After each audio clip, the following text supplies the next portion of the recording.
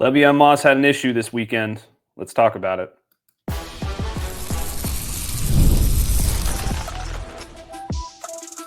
You are Locked On Aggies, your daily podcast on the Texas A&M Aggies, part of the Locked On Podcast Network, your team every day. Welcome in. You are Locked On the Texas A&M Aggies. My name is Mike Galatzan, and I will be your host. I am also the publisher of Texas A&M Aggies on SI. Thank you for making Locked On Aggies your first listen every day. Joining me today is my colleague and partner over there at Texas A&M Aggies on SI, Zach Dimmitt. Zach, we're just going to jump right into it. Le'Veon Moss was arrested over the weekend. The Texas A&M running back was booked on disorderly conduct charges on Sunday morning. He was then released on $300 bond. Mike Elko released a statement after the arrest that said, I pulled up the wrong thing there. Let me grab that real quick. That said, we are aware of the situation regarding Le'Veon Moss. We will handle the matter internally. So obviously the big question here is, how does this affect Moss? What's going to happen here? Will there be a suspension? Won't there be a suspension? Is there going to be any sort of discipline whatsoever? I think we both know what's going to happen here. And I would caution Aggie fans not to overreact too much to this news. It doesn't seem like it's going to be much based on what we've heard in the police reports and stuff like that I'm about to give everybody out. But Zach, what do you anticipate happening here with Le'Veon Moss? Because I don't think it's going to be much. Yeah, it's probably going to be something that we can brush aside later on once the season starts. Fortunately for A&M fans and the team itself. But in the worst case scenario that he, were to somehow miss time, I think Ruben Owens, if he were to have to step in as the starter, would be perfectly serviceable as he got his legs going at the end of last year. So A&M should be just fine and shouldn't be something to worry about. Yeah, I mean, I don't really see much going on here either. From what I can tell, it just seems like an unfortunate situation that maybe he got a little heated in public. According to the police report or the probable cause statement that was originally obtained by KBTX, Moss assumed a fighting posture towards an unidentified man before threatening to assault him. He also allegedly continued to shout at the man while craning around at the officer and reportedly shouted obscenities at the bystander. It just seems like he was a little angry, and the police were just trying to settle down the situation. And he wasn't necessarily complying with that. He was allegedly just a little heated, and that's about the gist of it. So not the worst offense in the world that he could have committed there. But as soon as you see a report that a player has been arrested, automatically the assumption is, oh my God, he's going to get kicked off the team, or he's going to get suspended for multiple games or something like that. I don't anticipate that to be the case here. When Mike Elko releases the statement that says this will be handled internally, I believe that will be something, and I'm just speculating here, obviously, but I believe that will be something along the lines of Mike Elko sitting Moss down and giving him a very stern talking to, and probably giving him, some extra things to do in practice in terms of conditioning. Some minor punishments that way, nothing too much to make of it. But in the unlikely event that there is some sort of other suspension or something like that, you're absolutely right. Texas A&M has the running backs to make up for that loss for, what at most I would assume would be like the first quarter of the first game. He would be suspended, if anything. Right. But I really don't see much going on there. Yeah, and it's not something you necessarily feel happy about that he was involved in. But I think certainly, we're not, none of us are perfect. We've all made mistakes. And so this is one of those things that I think, he can definitely be easily forgiven for, and we can all eventually, move on from, but definitely maybe a learning lesson as well. So we'll see what happens with everything, but I think everything should be fine on that front. Yeah. I mean, I absolutely agree. Like I said, this is much ado about nothing. Something there is much to do about, though, is SEC Media Days, which Zach and I will talk about next, coming up here on Locked On Aggies. Today's show was brought to you by Gametime. We've all been there, logging on early and waiting forever for concert tickets to go on sale, only to lose your spot for a show you've been dying to see. Live music should be about making memories, not dealing with the stress of ticket shopping. That's where Gametime comes in. Gametime makes getting concert tickets faster and easier than ever. Prices actually drop as it gets closer to showtime, and you can save up to 60% off with their killer last-minute deals. Are you tired of endless scrolling to find your best deal? Gametime Zone Deals pick the best seats in your section for you. Take the guesswork out of buying concert tickets and show tickets with Gametime. Download the Gametime app, create an account, and use code LOCKDOWNCollege for $20 off your first purchase. Terms apply. Again, that's create an account and redeem code LOCKDOWNCollege for $20 off. Download the Gametime app today. Last-minute tickets, lowest price guaranteed. All right, Zach, we're back, and we are going to talk SEC Media Days now. As we record this, it is Monday, about 1 p.m. Central Time. This show will be up shortly after that, but also shortly after that, I will be on my way to Atlanta for SEC Media Days. There is a lot going on this week. Texas A&M, I believe, goes out on Thursday, but there's already a lot of talk about Texas A&M so far early on in the proceedings. We've had LSU talking about guys like former Texas A&M Aggie Donovan Green. We've had LaNorris Sellers talking about Texas A&M, which we'll get to in our third segment in a bit. But what we haven't really gotten a chance to talk about, and we've talked a little bit of SEC Media Days over the past few days, but what we haven't really gotten a chance to talk about is what are our burning questions for Texas A&M at this event? What are we going to ask Mike Elko that he has to answer and give us for next season? What are his goals? These were the issues last year. What can he improve? All those kinds of things. I'll let you start, Zach. What is your burning question for Texas A&M and heading into SEC Media Days here? Yeah, I think just the run defense and how that's going to be addressed next season. I think A&M's defense, had some really nice performances last year, but against Texas at the end of the year, that's when you want your run defense to be the best, and it was the absolute worst showing that Mike Elko could have asked for. And that, you don't want one game to define your season, but just considering the stakes of that game, the rivalry being renewed, I just think that was one of the most disappointing performances by the run defense in that game. Quintravion Wisner, running back for Texas, had, I think, like 33 carries, 180 plus yards. Mm-hmm. It was an absolute dominant performance, even though the scoreboard may have showed it was a little bit closer than that. But I think and it didn't improve once they got to Las Vegas against USC. A&M had a great first half, then USC.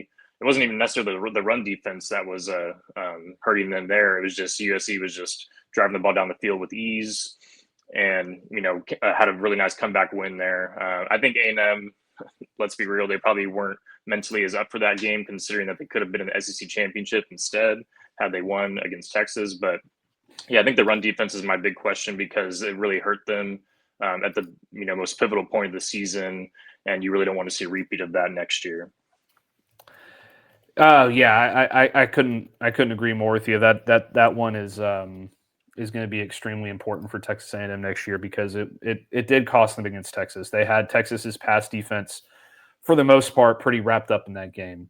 Mm-hmm. It took a late Quinn Ewers pass to Matthew Golden to kind of seal things up there. Obviously, Texas's defense was on point with their goal line stand and those kinds of things. And Arch Manning gets the first touchdown of that game with a rushing play off the left edge. And then the second score of the game for Texas was a running back leaking out of the backfield and getting a corner touchdown by Jaden Blue there. So Definitely something they need to fix going forward. Last season, they ranked 42nd in the country in rushing yards allowed per game with 135.15. And if you look at that in terms of the SEC, that puts them, as I navigate through this convoluted, that puts them 9th in the SEC in terms of rush defense, which quite frankly just isn't good enough if you're going to compete in the SEC. If you're going to make it to an SEC championship game, make it through your whole schedule. I know they were on the cusp, but they didn't make it, and it was because of the rush defense in part.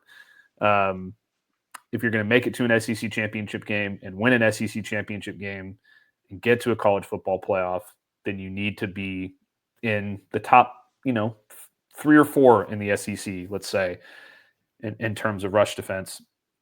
If you look at the teams that were up there last year in the SEC, it was Ole Miss with overwhelmingly the best rush defense in the country in the conference at 80.46 yards per game, which is just a crazy number. They were on the cusp of the playoff. They didn't quite make it. Tennessee and Texas were 2 and 3 in the conference. They both made the playoff. Georgia was 8th in the conference at 129.64 yards per game. They made the playoff as well. But it's just what A&M had in the rush defense was not good enough last year. They do return Albert Regis up the middle. They've got some new blood coming in the through the recruiting class, so that'll be something to watch there. See if they can improve. And Torian York and the linebackers got to step up as well, I think too. Yeah, I just think the standard in College Station is way too high now at this point. It's fair to say that A&M fans are expecting a CFP appearance, and I think the rest of the country is probably as well. So the standard is a little bit too high at this point to just settle for 9th best rush defense in the SEC. If you're a program that's on the rise and you're still, looking to contend a few years down the road, maybe that's a sign of improvement there. But I know Mike Elko and those guys, you just know they're not going to be settling for that at all. They're expecting SEC championship contention, CFP contention. We won't say national title contention yet because you got to give the CFP first. But, the standard is too high at this point, especially with the recruiting class for 2026 that A&M is bringing in down the line. I mean, things are just looking way up in College Station right now. So that's definitely a point of emphasis, I think, for the team next year. But we'll see what Mike Elko says later this week. Like you said, SEC Media Days is on Thursday. We got Will Lead III, Torian York, Armaj Reed Adams speaking. So nice group there. So we'll see what they have to say about that topic and, tons of other stuff as well. Yeah, absolutely. And I have my own burning question for Mike Elko. And you can tell me what you think about this one.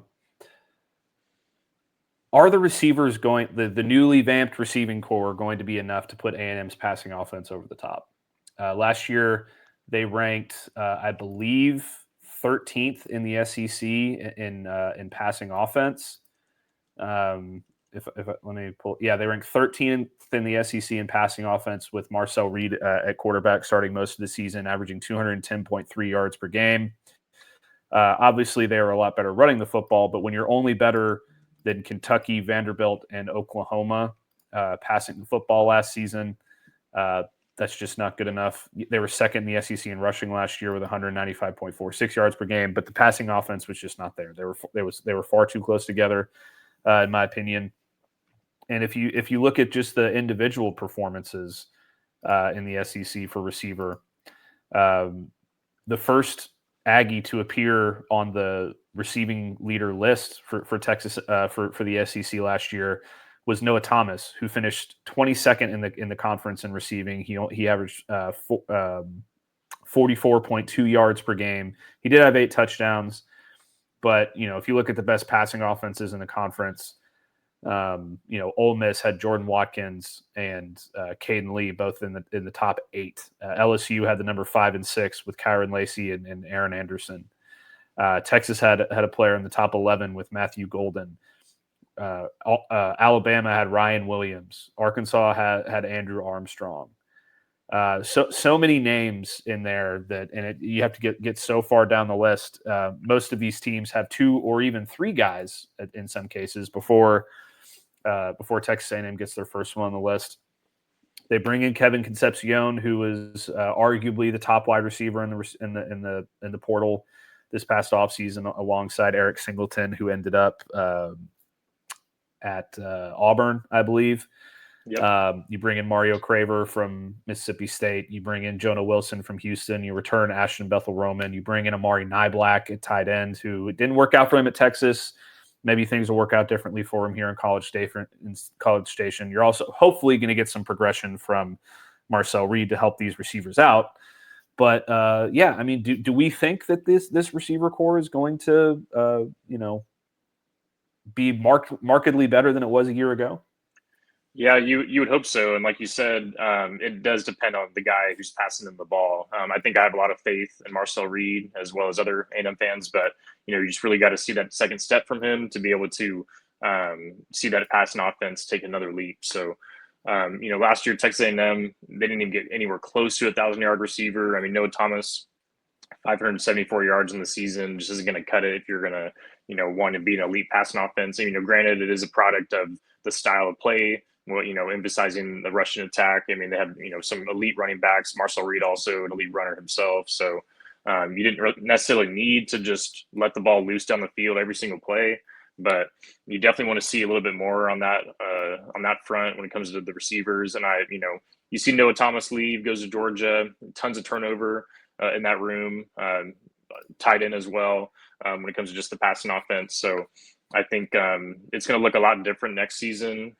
And I have a lot of faith in the guys they brought in, especially Casey Concepcion.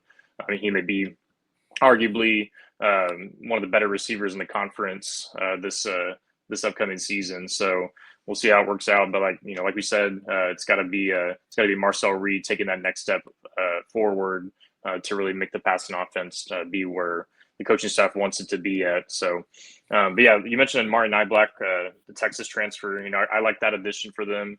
He's more of a pass catching tight end, and that's kind of where he maybe didn't find his way last year with Texas, is that they already had Gunnar Helm and Juan Davis. So I think seeing him in an offense where he can maybe just utilize his pass catching ability, could be good for A&M. And so we'll see what happens, but I really like the moves they made in the portal. To address the passing offense. You can really tell that Elko and the coaching staff wanted to make that an emphasis this offseason. So pretty exciting to see what's in store for that group this upcoming season. Yeah, and if you look at Casey Concepcion, he had a bit of a down year last year with NC State, but a lot of that had to do with quarterback play. If you go back to 2023, he had 839 yards receiving and 10 touchdowns, which was second in the ACC. 71 receptions as well, which all better numbers than anything anywhere close to what Texas A&M had last year. So if he can get it, an established connection with Marcel Reed, and he can sort of, really grow within this offense and get some help from guys like Mario Craver and Jonah Wilson and Ashton Bethel-Roman and Amari Nyblack and Theo Melanostrum, I really do believe this Texas A&M offense can take a leap in the passing game, and certainly being in the second year under the new offensive coordinator, Colin Klein is I guess I can't call him new. He's in his second year, but second year under Colin Klein, you would like to see some progression there as well. So hopefully we'll see that, and Texas A&M will get take a nice step forward in their passing game going into next season. But that's not the only thing coming out of SEC Media Day so far, Zach. Like I said, A&M is going on Thursday. They're going to be one of the last teams that comes out, which, you can look at one way or the other. It's either good or bad. Personally, I think it's good because you don't have to worry about the first couple days and all the madness. And things might die down a little bit there. But like I said earlier in the show, people are already starting to talk about Texas A&M, including potentially the best quarterback in college football, giving the Aggies some praise. And we'll talk about that next year on Locked On Aggies. All right, Zach, we're back. And,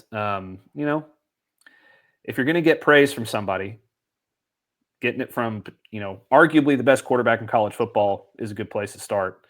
LaNorris Sellers was at SEC Media Days on Monday, which is at the time of us recording this. It was about an hour or two ago, I believe. And he was asked about Texas A&M and their potential matchup, or not, and their matchup next fall at Kyle Field, how he feels about going into College Station and battling against that crowd, and what he thinks about Texas A&M as a whole. After last season, there was 20-20 game at halftime. Texas A&M and South Carolina looked pretty dead even, and then in the second half, South Carolina just came out and blew the brakes off Texas A&M and ran away with it. I believe the final score was 44-20, if I remember correctly. Yep. Got it. So, LaNorris Sellers got a up close and personal look at, Shamar Stewart and Shamar Turner and all those guys up front, a couple of which are gone now. Nick Scorton is another one that's gone that he got a very good look at as well. But why don't you tell us what LaNorris had to say about Texas A&M earlier this morning?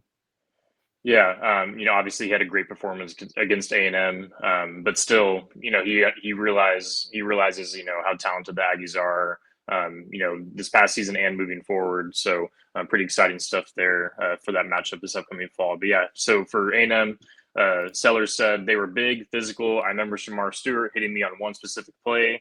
We talk about that all the time, but they're super fast, physical. They're smart, looking forward to it. And then when it comes to the actual matchup itself, he said, I look forward to it. I heard so much about the stadium at Kyle Field, so I'm ready to see that. We went my freshman year. We played at like 12-ish. Even when we played, it was kind of loud. It was cool seeing all the military stuff before the game, the pregame warm-ups when they were walking around the field, all that. I believe LaNorris Sellers actually has a military background with his family. I may be mistaken on that, but I believe that's why he's pointing that out. But yeah, really, really high praise from him. Potential Heisman Trophy winner this upcoming season. We'll see what happens. But you always want to hear that kind of stuff from the opposing quarterback when it comes to a fan perspective.